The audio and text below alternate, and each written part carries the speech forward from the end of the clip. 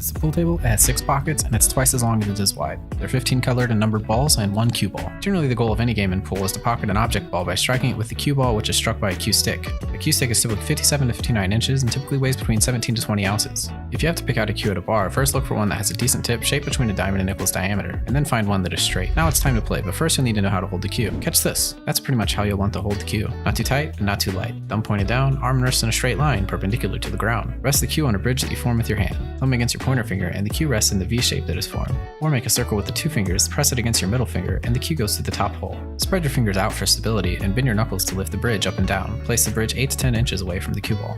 The line that you want the cue ball to travel down is the shot line. You'll build your entire stance and setup around this single line. The tip of your shooting foot should be right at the shot line, pointed anywhere from 45 to 90 degrees.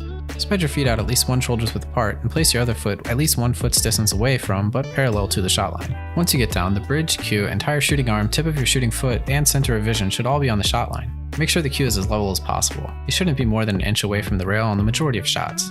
Take a few practice strokes, don't jerk the cue, and keep it on the shot line the entire time. Stop and check your alignment, pull back, slow transition into your forward swing, smoothly accelerate forward through the cue ball, and stay down on your shot until the cue ball is long gone. You can now shoot the cue ball in a straight line, but where should you shoot it to? Probably not into the pocket like I just did, because that would be a scratch, which is a foul, and typically gives your opponent ball in hand, allowing them to place the cue ball anywhere, and if you're playing against a great player, that's GG. We need to pocket this 1 ball in that corner, but where should we aim the cue ball? Imagine a line drawn through the center of the object ball to the center of the pocket. Imagine a ball placed directly on that line frozen to the 1 ball. Now from anywhere on the table, whether the cue ball is here, here, or here, just aim at the center of that imaginary ball and you can pocket the 1 ball. This is called the ghost ball method and is the most common method for teaching new players how to aim. The ghost ball method, however, isn't perfect because there's this thing called throw, and it'll be up to you to practice and get a feel for the amount of throw each shot will have and then adjust for it. Now you can make the 1 ball, but how do you make the 2 ball after that? Well, it would be nice if we could get the cue ball closer to the 2 ball so that it would make the shot easier. To do this, we need to learn how to control the cue ball's path after it strikes the object ball. We do this by changing how hard and where we strike the cue ball. Hit low on the cue ball to make it draw back, hit high to make it follow, and hit slightly below center to make it stop.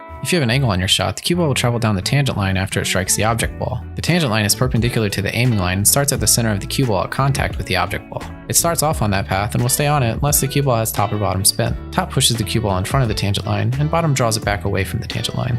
The final way to control the cue ball is by striking it off center with left or right. This applies a spin to the cue ball that will affect it after it strikes a rail.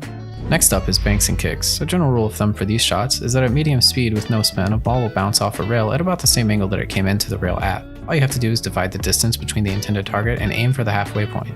If you would like to dive deeper into any of the topics that we discussed or the many topics that we didn't have time for, download the World of Pool and Billiards app. It offers free lessons that dive much deeper into everything you need to know to become a great pool player. And if you enjoyed this video, the next time the like button is shooting an important 8 ball, ask them where they called it right as they're about to shoot, even if they already called the pocket. And that'll do it for today. See ya.